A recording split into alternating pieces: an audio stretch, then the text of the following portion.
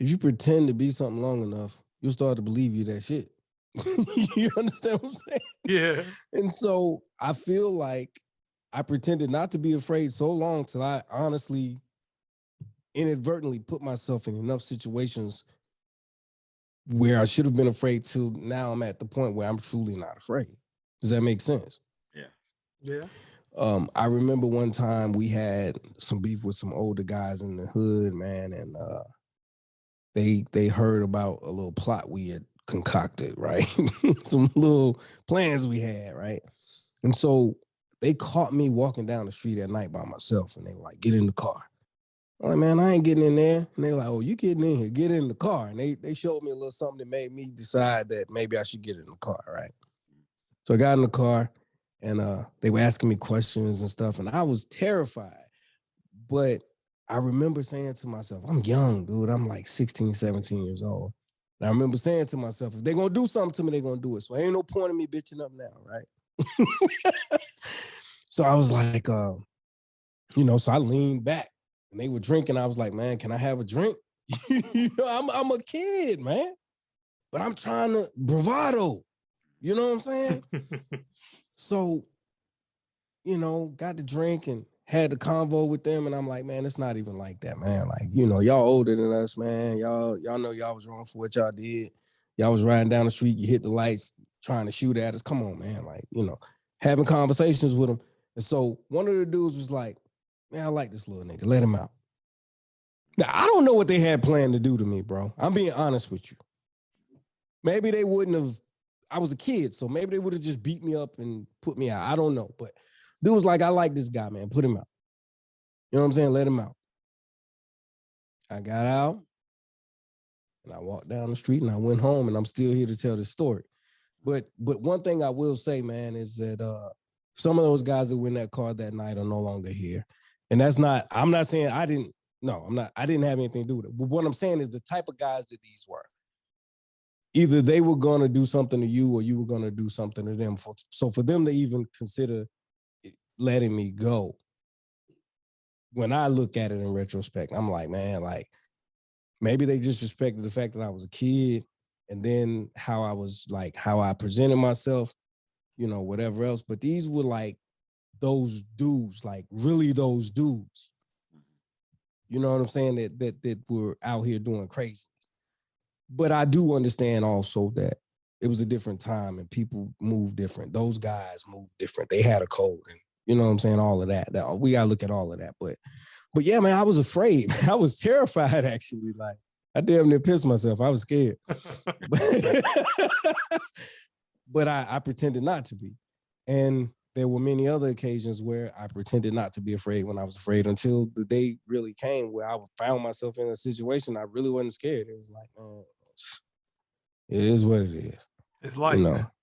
It's life, man. It is what it is. Like, they might get me. Today might be the day. I remember having a conversation with myself in my head, or praying, basically. Like, God, I don't want to die out here in the street in the gutter. Like, I don't want to die like that. You know what I'm saying? I know I'm gonna die one day. I don't want to die like that. Yeah. But yeah, man. So then I do have a question, and this, we're talking mental health, and things like that. But do you think that that's the issue with a lot of the kids today, is that they tell themselves so long, or they pump themselves up enough to where they actually believe that they're not afraid of anything? Let me jump in on that real quick. Oh, all right. Listen. The problem with society right now, and this is the young kids, and this is the young kid to the young kid, and it's the young kid to the OG, and what the OG hypes the young kid. It's the word hype. The hype man, the man with the knowledge, the man with the experience. It's the hype man that garners respect. And these kids listen to a hype man or hype woman, binary, whatever, non-binary. Y'all know I ain't gonna try to get canceled, so we'll just say whatever. Whoever the hype person is. The hype person is a person that never gets touched. Because the hype man, I don't care what he hypes up, ain't nobody gonna run up on him, because he's got somebody that he can hype up to run up on them. It's that hype person that is what's wrong with society and what's wrong with this generation. There's a dude out here that will glorify this, and that, and do this and say this and that, but won't be about it. It'll be a lot of fake fuckery going on in the streets, and and if it's in the suburbs, everywhere else too. Don't matter where the fuck you are. That hype man is the one that he's like an escalator. He can take you up and he can take you down. And it's all on the feeling and the emotion and the ride that he wants or she wants for that time and period. And I said she too, because we all know that there's some women that will hype some shit up and have you out here running up on somebody like CJ from San Andreas and doing some crazy stuff that you wouldn't do. Because even I know when I was a young boy, and when I say young boy audience, I'm saying this like 16, 17. I ain't talking about as an adult. A girl, if she had that grip, and everybody knows what I mean by the grip, out of respect for everybody, if she had that grip and she told me that somebody was doing something that she didn't like, I was running up on you like Incredible Hulk. If I found that back then we had the two-way pagers and we had the regular pager. If I found that you had sent the 911 page to her or something like that, and she hype it up like, oh, I didn't give him my pager number, or he calling my mom's house. Whew, I'm running up on you worse than CJ from San Andreas. You know, ain't no Grand Theft Auto shit to it. We're gonna knock and buck, and then you're gonna get knocked the fuck out, or I'm gonna get knocked the fuck out. So it's that hypeness. And I had a hype man around me, and sometimes I was a hype man too. And we all have been hype men. Every single one of us in this conversation has been a hype man. So don't say you haven't. It's some shit. But this generation's hype man has no soul. Back then, I know some people will get some people motivated to fight because they might be a punk in real life. And you just got to get them hyped so that they can either take that L or they can get that surprise W. Sometimes, most time they get that L. But the thing is that the hype man now has no conscience. And I play it back to that rapper that just passed away, Young Dolph. When we found out that it was somebody, we just found out that it was somebody in his inner circle, a dude behind him in a picture where he's throwing up stacks that killed him. Somebody in that crew got that boy hype, told that man it was time to take this man out of this world so you can be famous.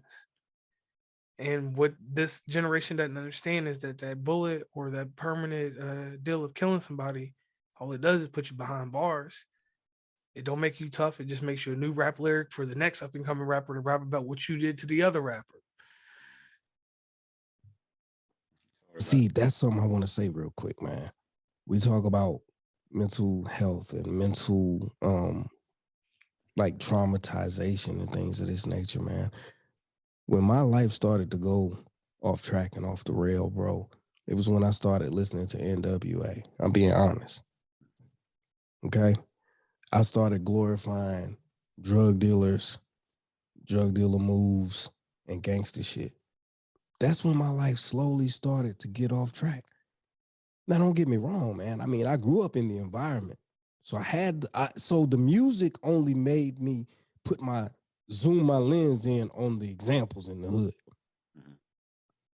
And I started to see these guys like, man, they got the girls, they got the cars, they got the jewelry. You know what I'm saying? And then I'm already looking at it like, how am I going to get the things that I want, the things that I need? Because see, for me, it was like my mom's and everybody spoiled me up until a certain point. And then it was like, oh, you got to fend for yourself now because you're not doing what you're supposed to be doing. And I'm working all these extra hours to get you to Jordans and you ain't doing right. So we done with that.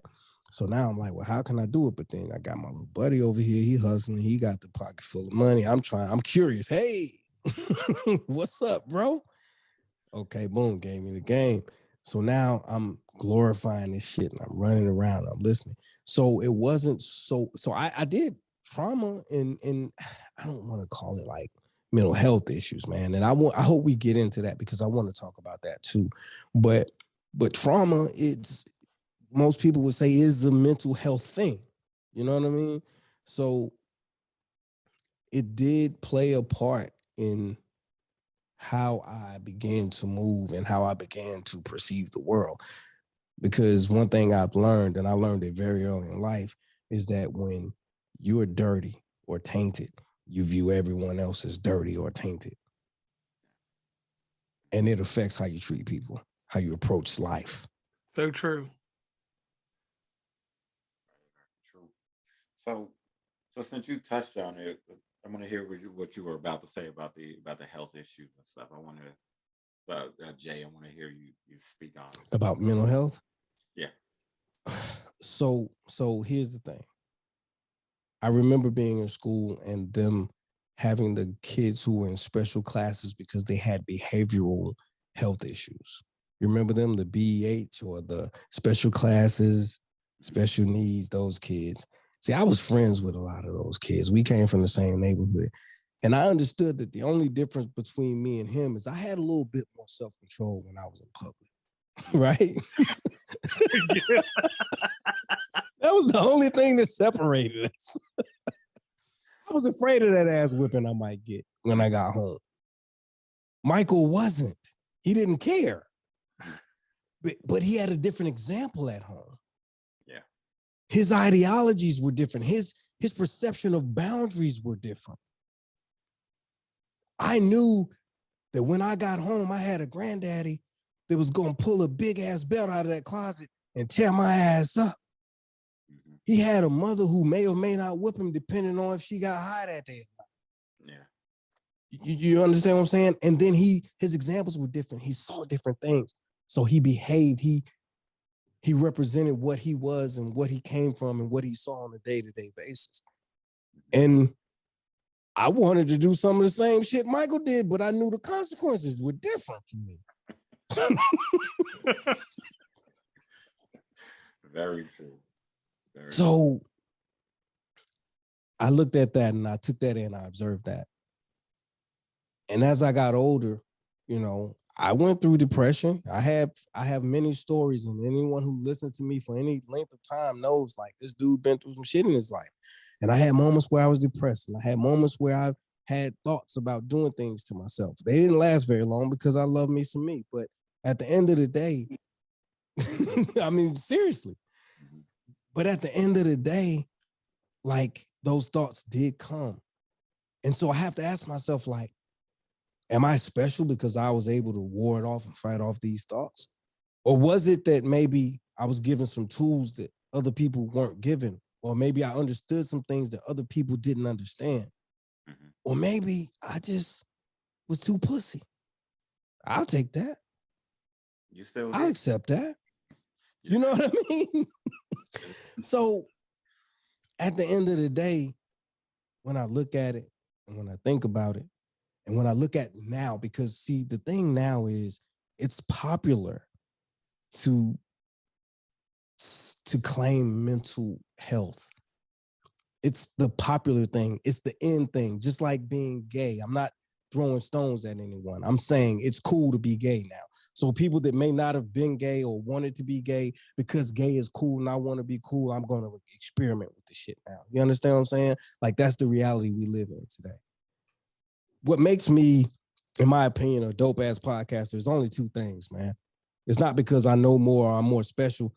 I don't mind telling the truth about myself and being transparent, and I don't mind saying what the fuck I feel at the risk of what the fuck ever comes. Mm-hmm. But I respect and love everybody. See, that's the key. That's the key. That's a whole nother topic. We'll catch that another time. My point is this, man. So because of the fact that it's the end thing to tout the mental health thing, there are a lot of people who experience depression. Okay, so let me say this. Everybody, if you are a human being that bleeds red and lives and breathes, you are going to experience some form of depression in your life. It does not mean you have a mental health issue. It means that you're a human being and your ass is depressed. It happens to everyone. But there are some people who experience depression and say,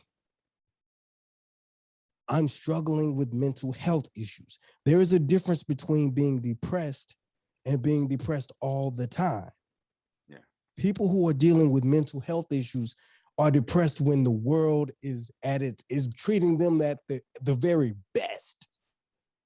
There is nothing wrong in your life and you're depressed. You have everything you've ever desired. You have everything you ever wanted, and you are still fucking depressed. When these things happen, then you should start looking into some counseling or something. And I'm not saying that you shouldn't otherwise, but what I'm saying is If everybody who experienced a bump in the road starts claiming mental health issues and running to all the psychiatrists and taking up all the appointments and taking up all the time, what the fuck are the real people who are dealing with real mental health issues gonna do? Mhm. Let's I, cut I, the I like that bullshit, take. man. I Let's like the stop take on playing that. with this thing. But I'm I mean, sorry, bro. I'm sorry. Yeah, Man. I feel you on that. So let me give you the tell of the tape on the other side. All right, we're gonna go back to March 1994. My father passed away. My father was a complete man. My dad, from balancing the checkbook to making sure the education that we provided with, the athletics and everything that we did, my dad formulated it to a T. All my mom had to do was go do her job and enjoy her life, spend her money on the weekend, do what she wanted to. She was still a mother, but this man even came home and cooked. She cooked too, but he was flame. Her shit was trash. I love you, mom. But anyway, so my mom's life, everybody sugarcoated everything for her. They didn't let my mom experience life. Everybody protected her. Sort of like how you got that point guard that you let bring up the ball up the court and that's your decision maker, but you don't always let them take shots and come down the lane because you're gonna need them later on because they do more than score. They're the whole psyche for the team. So my mom was not a point guard. My mom was like the seventh man off the bench. And they candy coated us, and her little idiosyncrasies are the things that she was not um, compliant with or wasn't on point with fell through the cracks. And this is a lady growing up, born in 1958, growing up through the 60s and 70s. So her mental health issues went undocumented. The little minor things that we would just laugh at or whatever were taken for granted. So we go to March 1994. My father passed away. A car falls on his chest. He's working on it. He dies a rough death. I mean, it was quick, but it was rough. So, the person you love died like that. The person that took care of you and was able to deal with your deficiencies, as someone would call it. So we didn't know these things. So my mom, we're young. We get a life insurance policy. We become rich off that. I ain't gonna even sit here in front of y'all. My dad set it up to where when he passed away, we went from being middle class to upper middle class. So my mom has people around her. She's got money. She's taking these trips to Atlantic City. She living the baller life, still taking care of us. But my grandma putting us on the bus and taking us to school and living in our house while my mom is out partying and doing whatever she wanted to do. Reality hits. My mom's got to get a double mortgage because that money starts running low. And she's owing people money in Atlantic City. She's owing people money because she's out here gambling. She is a womanizer in the sense of, we'll just flip it as a manizer. She's out here running game on dudes, driving Jaguars. My mom was living the life. All on, and no one understood how her mind warped so much. So 94 to 96, she went through $100,000 that quick. I mean, I had my mom, and you gotta understand, at that time I would have been 9, 10 years old. I had my mom give me $1,000. I went to the store one day, and I'll always remember this. When the Sony PlayStation came out, the Nintendo 64 and the Sega Saturn came out, my mom gave me cash, and I went in the store and bought them with a set of games and an extra controller. In the 64, I had 4 controllers. And you know that shit was bread back then because that Saturn was $500. And today it would be at least $1,200 to $1,300 now. So I didn't realize that my mom was going through all this stuff. So I'm learning this as I'm coming up, and she's giving us money. She's showering us with all this stuff. So we're giving this falsehood that everything's all right. But my mom is breaking down. She's grieving, but she out here spending cash and acting like cash money millionaires. So September 1996, she tries to board an airplane going to Washington, D.C. to catch up with her lover in D.C. Well, she got hair rollers in and she's out her mind. The psychiatric ward picked her up. What we call it a mental hygiene. So they pick my mom up with a mental hygiene and they take her and put her in a facility, 30 days, 60-day stints. And back then, Virginia still had electrotherapy. So they shocked her trying to get her right. Back then, it was what we call Prozac. Prozac was what straightened her out. So Prozac and lithium, both of them two, stole my mom from me at a young age. So as I'm getting older, we didn't go get counseling for this. Our grandma, she's a wise lady, my mom's mom, and she's telling us what's happening. She's telling us that your mom is a manic depressant. Your mom, at some point, we didn't do what we needed to for her. We looked at the little flaws that she had or the little deficiencies and we laughed at them and thought it was cute. And we didn't take the time to realize that this person actually has issues. So later on down the road from 1994 to about 2001, that I didn't have no mom. My mom, and that's up into my sophomore year of school. So my mom is in and out of facilities. She's jumping back and forth just to get sane. So eventually, at some point, they just cold turkey take her off of medicine. They put her on a Haldol shot, and she gets that Haldol shot to this day. That Haldol shot is the only thing that keeps her sane, keeps her flowing, and keeps her going in a manner that she can function. So mental health to me, like I agree with what you said that people do take it to a certain degree and like they're using it as a fad, but to me now it's opening up a door of taking away the stigma and the taboo because in the 70s and 80s and even up until I won't even say up until '04, like we didn't really deal with mental health. And I see the issue that you see with mental health because people are just flashing, oh, life's not good today, so it's a mental health day. I need to take time off and do this and that. Nah, people shouldn't use it casually like that. I do agree with you on that, but it's a stigma and taboo that is being demythed now. Like demyth, like there's no myth to it anymore. People actually have issues, and when we find, like you said, a clinically depressed person like my mother, a manic depressant, that's someone that should be glorified, and you should learn about it. It shouldn't be this little casual. I'm just going to be mental for. I'm gonna have mental health issues for today, or this, and that. Like you said, it shouldn't be a cop out, and I wholeheartedly agree with that. But the one thing I will say is that in our society, because of the cop outs now, the people like my mother get left behind. And then when they get the help that they need, Exactly. when they get the help, people around them ridicule them because people are like, "Yo, my mom was a high roller. My mom had everything. We had 400 acres. I lived a good life. I ain't gonna sit here and lie to nobody.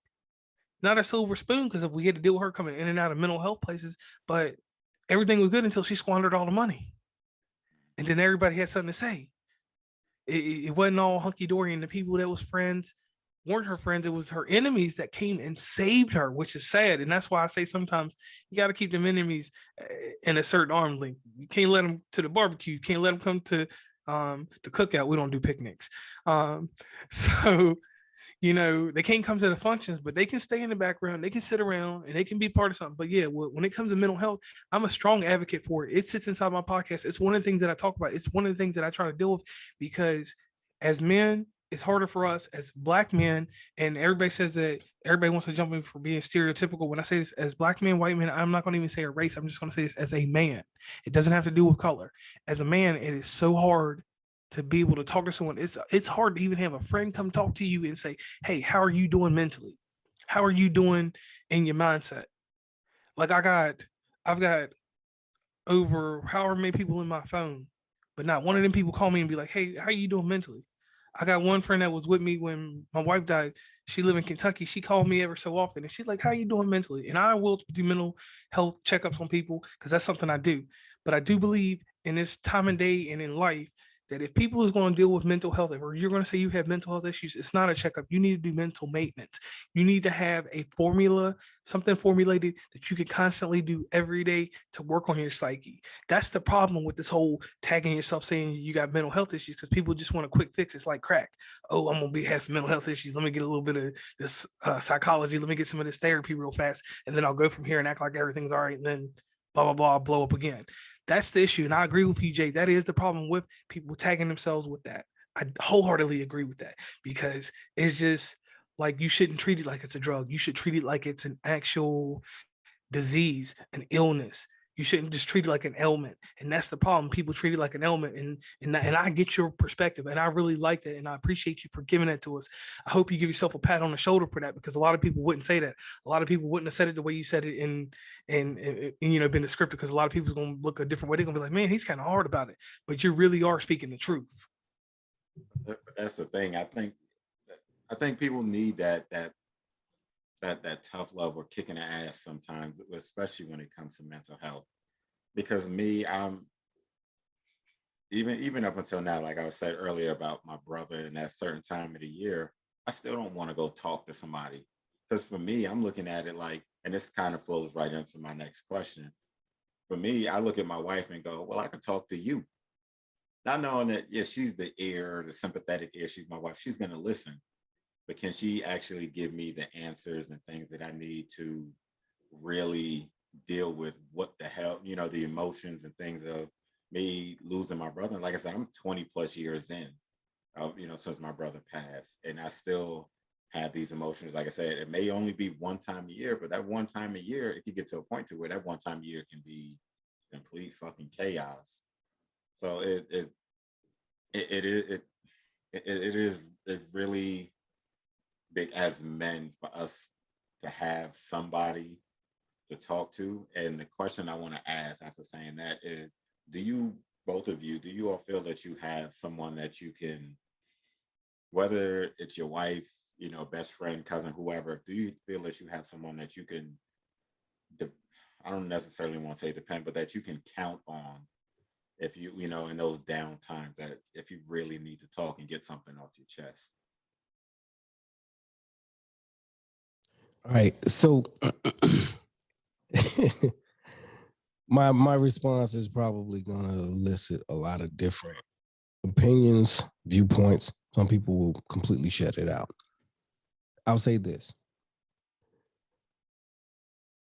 The woman that I've been dealing with, the woman in my life, is definitely someone who I can go to and talk, who will understand and will listen. But by her own admission, she doesn't know how to help me. You understand what I'm saying? And that's the truth of it. Sometimes you have people who look, I will listen to you and I will share what insight that I have, but I don't know how to help you. But I think sometimes we as human beings, we belittle how important just being a sounding board is. Because for me, just being able to vent is enough, because I have the means within myself to figure out some things, to listen to myself as I speak and put some pieces of the puzzle together and make it through the next phase of this thing, right? Everyone doesn't have that. I understand that. Once again, like I said earlier, I'm gifted in a way to where I can see to the root of a situation. So listening to myself talk often reveals lots of answers. One of the reasons I'm a podcaster, and I know that people clown and say, men don't go get therapy, they start a podcast. And there's a little bit of truth there. Yeah. There is. But what I will say is this, is that we as people, we need to stop discrediting the art of listening, how important it is to just be able to vent, because these things are very, very important. And whether or not people truly understand, to have someone that tries to understand, believe it or not, helps a lot. But for me, my saving grace in life, my mental stability, comes from a place most people try to stray away from. It comes from my belief in a higher power, whether you want to call him God, Buddha, Jesus, Allah, whatever. You know what I'm saying? Now, I believe that my belief system is the proper one, and that's why where the power comes from that sustains me? Of course. But I'll never bash anyone else for what they believe, because that's not my responsibility. That's not my place. I didn't create you. I'm not God. I can't judge you. That's not what I'm here for. So I say that to say this. I believe in what the Bible teaches. The Bible teaches that Jesus is like a perfect counselor. So if I need counseling and Jesus is the perfect counselor, then maybe I should look into having some talks with Jesus. Now, here's the thing. Faith has a lot to do with this. Intelligence has a lot to do with this. Initiative has a lot to do with this. And studying, reading, comprehending have a lot to do with this. It's my belief that when I have questions in life and I ask those questions and I pray about those things, the scriptures yield the answers. So I drink, I curse. I'll fight. I'm not above cheating and fornicating. I'm not above any of those things. But I don't have to be perfect to allow God to be God and to love him and to allow him to love me. With that being said, there's never been a situation that has occurred in my life that I didn't have the answers for, that I didn't receive the answers for through my faith, prayer, and study of the scripture. That's where my strength comes from. Can't speak for everybody else, but I find stability in the fact that I can go to the one who created me to find answers that apply to me in my life on a daily basis. I don't pray every day. I don't read the Bible every day. I don't have a dilemma every day. But if I did, I know where to find the answers. I know where to find the encouragement. I know where to find the strength.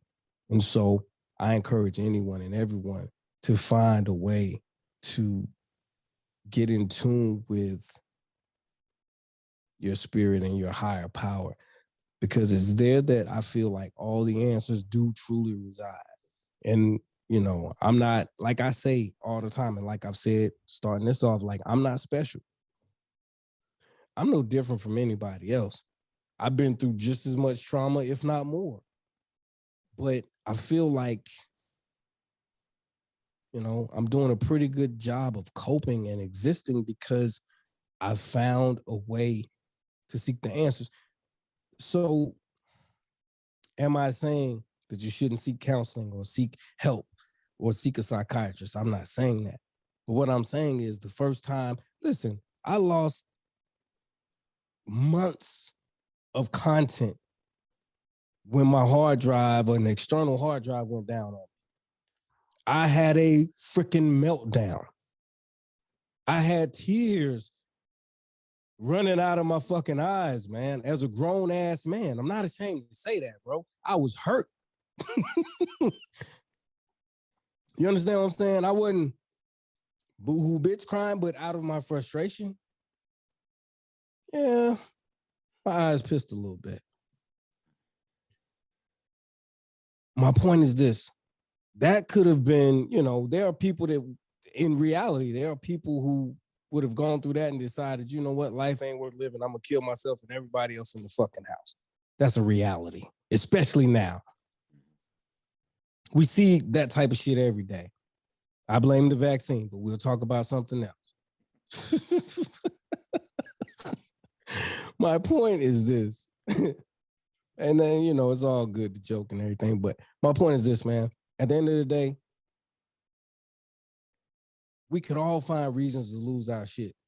I'm not out here looking for reasons to lose my shit. I'm looking for reasons to keep it together.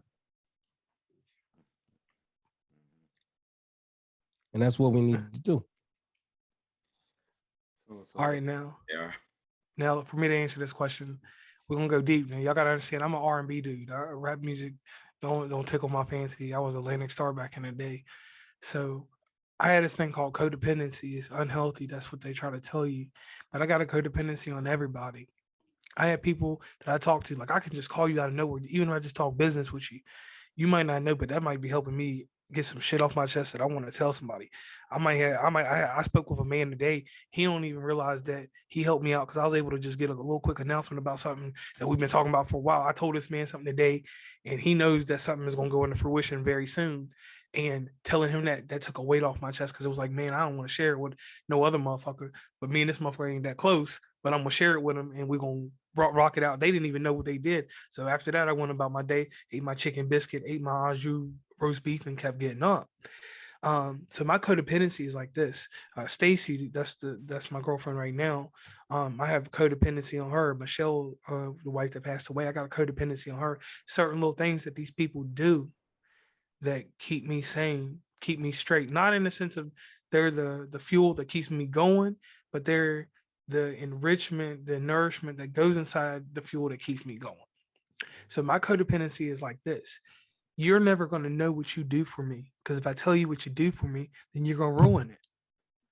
So I will say I do have an unhealthy trait of codependency on people. And the witches told me that I shouldn't be like that, but I was like, man, fuck them witches. Because my codependency keeps me sane. It keeps me going. It keeps me being 170% that I gotta be for people around me. It keeps me being that charismatic enigma. And I'm not Jeff Hardy, but I'm just saying it that way, that the people need that encouragement, that people need to keep going and stuff like that. So my codependency runs deep. Having an institute of thought with morality, which that's what we call religion. And I will say that again, an institute of thought with morality, that is religion. That's the bar for me, as Dewan would say from Grown Man Logic.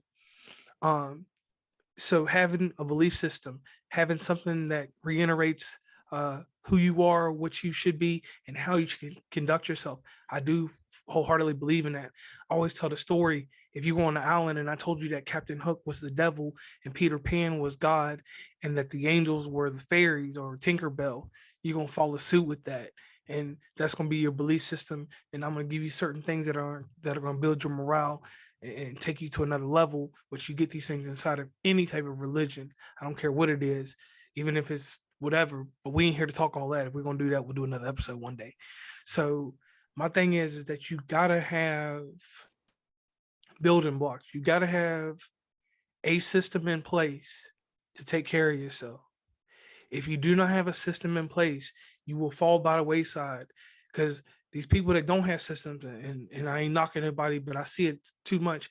It's a lot of bravado, it's a lot of hypeness, but when they fall, they fall. It ain't like the little thing that we was taught about the rising action and the climax and the falling. It's just the climax up and then it's just all the way down to the ground. So inside of that, um, I just try to, keep things level, and that's basically just me. Like outside of that, I can't necessarily, poke fun or say this or that about anybody and how they get to where they need to get to. I just say make sure you get to where you need to with your mental health. If you can't do that, it's no reason to even bother with your mental health. If you're not willing to have that system set up and something that is reliable for you. If you don't need people in it's video games or it's whatever vice that you have that vice, do that. If you don't have vices, then you're gonna fall by the wayside. And I'm not talking about drugs.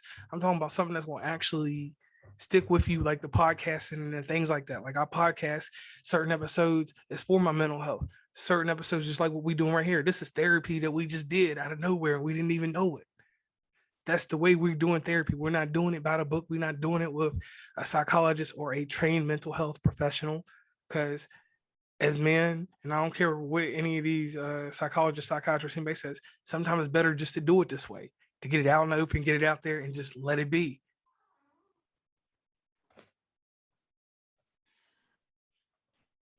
I mean that, and I agree. And I'll say this, and then I just have one last question because we're coming up on 2 hours. Yeah, you want to break this up into two shows. I know. Yeah, yeah.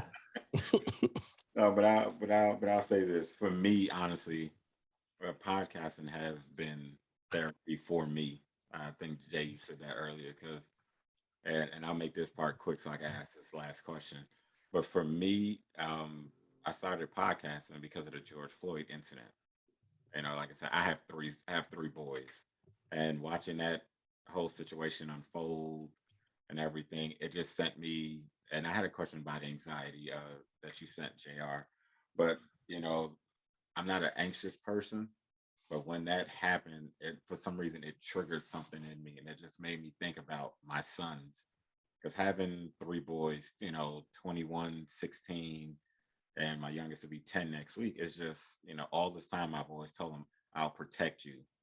But now seeing that no matter how well my wife and I groom them to walk and act outside this house, they can still be killed in different things like that.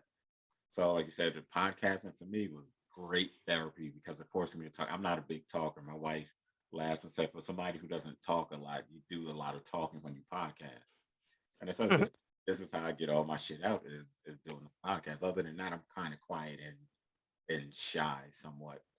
So, but I mean, this is great therapy. So for anybody that said this is, how grown men through therapy, if this is how they find therapy and this is how they get the shit out their system, support them, pat them on the back, congratulate them.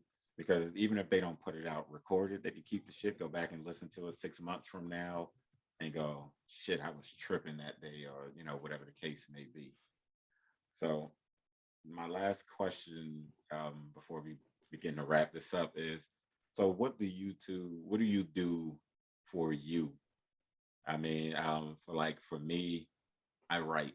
I like to write. Love music. I'm like you, JR. Listen to some rap, but I'm more of an R&B person. So, like for me, I can listen to music, get in the car, take a drive. I'll write. Um, one of my things that I did when I was feeling some type of way, this book that you see over my shoulder, I wrote that book one day. I was feeling some type of way, so I sat down and I pulled out my phone and I just started typing in my phone. So that's how I got, relieve some stress and things like that. Cause like I said, I'm not a big drinker or everyday drinking, smoking, nothing like that. So I like to write and just listen to music. So what do you two do for, I guess, for me time for you when you're feeling some type of way?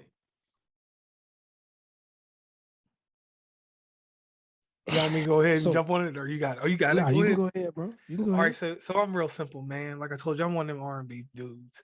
Um, I listen to Babyface, and I'm gonna tell y'all why. I'm gonna go into this real quick. And these songs have no meaning at all. They don't have nothing to do with my mental health, but for some reason, I can listen to them if I'm getting anywhere sad or just something crazy. It's one song called "And Our Feelings" by Babyface. Don't have nothing to do with nothing, but it's just a sad ass song. And then it's another one. Hold on, let me scroll to it. I forgot it. I apologize. It's called shit. Basically, if you listen to the Tender Love album that you did to go, fuck, where's that song at? I had it too. Where Will You Go? Them two songs, they ain't got shit to do with nothing that's going on in my life. But I can hear them sad songs, and then everybody sings with Babyface. So I might be in the car. I gotta be by myself when I'm doing this shit. But I might go down the road and look at somebody and sing and throw the little hand out there like that and bring it back up to them. They're gonna see me do a little performance. And I know that sounds a little psycho or crazy, whatever. But I can take them two songs or anything in Babyface's catalog. It's a newer one with Tony Braxton called I Hope That You're Okay, which all right, I hope you're okay. I can not base it on everything and just take certain lyrics out of it. And I'm like, this is gonna help me through the day. And then I blank out and go ahead. The video games. I don't play as much as I put out there, but I'm a genius with the Mario Kart and Smash Brothers. So I will get in there and do what I gotta do. Watching a movie, and everybody knows I'm the projector king. I will set up, I make it a point, even when I'm done with this interview, I'm gonna go off and me and old ladies gonna watch a movie on projector. I'm learning about Harry Potter. I never watched it 20 years and I never watched the shit. So I'm gonna watch Harry Potter 4 tonight. And if I got anything wrong with me, I'm just gonna fall asleep during Harry Potter, and that's mental exercise for me.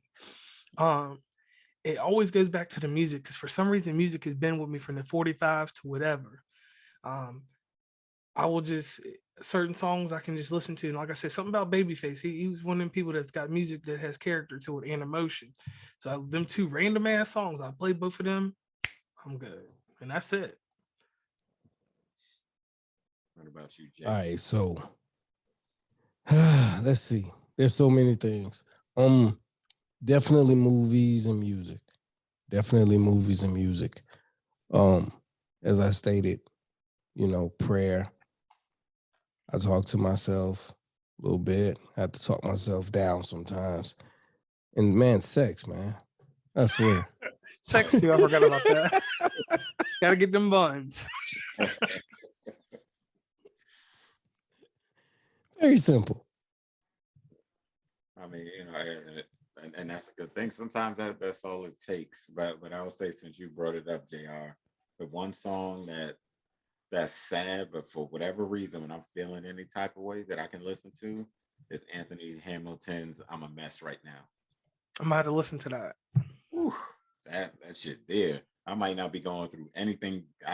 And I'm not going through shit anything close to what he's talking about in that song. But that song right there, I put that shit on, and I'm just like, you know what? Sometimes I listen to it and go, my issues ain't that damn bad. But it really does do it for me.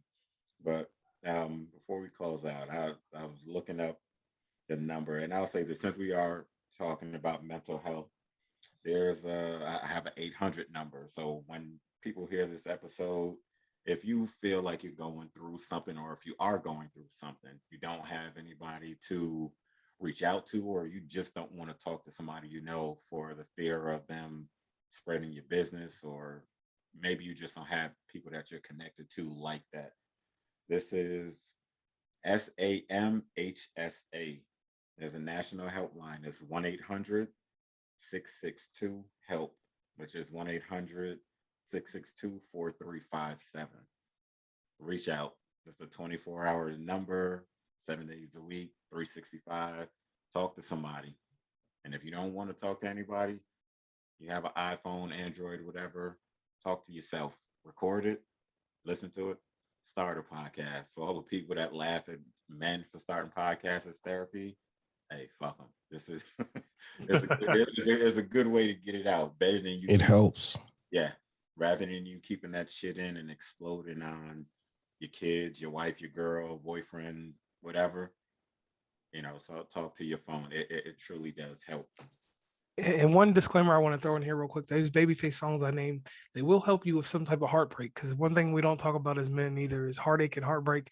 I'm not here to talk about that shit, but I'm just saying, if you do go through something, Where Will You Go and Our Feelings will help you. That they are by Babyface. Facts. They do a heartbreak show sometime later. Hell yeah. But before we close out, please let the people know how they could get in contact with you and where they can find you and what days your shows drop on. All right. So real quick, you can find me, Jay Christian, at the Cognac Room Podcast on Instagram, the Cognac Room Podcast on Facebook, the Cognac Room Podcast on YouTube. There are a couple of nights a week that we are on television on Roku channels. That's Grind City TV and Diva Speaks Relationships. Thursday at 9 p.m., Friday at 10 p.m. So definitely go check us out, tap in, and we will definitely show you some love. And I am JR from West Virginia and Commonplace. Our show comes out every Thursday. We do run a show ever so often on Saturdays. The big move is March 15th. We're moving over to Twitch. You will be able to catch me regularly with some wrestling podcasters in the near future on YouTube Live. And we will be doing all kinds of ventures, spatial audio, Dolby Atmos. We are trying to get that sound out there. Everybody should be in 3D audio by next year. That's the whole big thing there that's going on with me right now. So you may not see me necessarily with all them tips and stuff. If you need to hear any tips, there's 74 episodes of Podcast Talk on IGTV where you can find things that will help you get growth and different things inside your podcast. And sometimes just some politics stuff in podcasting, because it's a lot of politics that we don't address and we don't deal with except behind the scenes. And sometimes it's some things that should come out into the light so that people, don't get misrepresented and things like that. So once again, wvuncommonplace.com. You can hit over there if you need consult work or anything like that. Come holler at me. It's a way to grow and it's a way to move, and you can do it with West Virginia and Commonplace. All right, and I'll say for me, we need to talk 23. I'm trying to lock down an exact day when I drop my episode. I was locked into Wednesdays, and then I took a little break over the holidays and stuff. And just this week, I dropped 2 episodes in 1 week, which I normally don't do. But you can find me on IG. We need to talk _23. No, I'm sorry. We need to talk 23_pod. Same thing on TikTok. I'm still learning TikTok. Facebook. I don't use Facebook that often, and Twitter. Still trying to get a handle on Twitter. Shit moves too quick for me, so sounding like an old man, but Twitter moves way too fast for me sometimes. But yeah, definitely tap in, check me out if you want to, get in contact with me. We need to talk 23pod@gmail.com.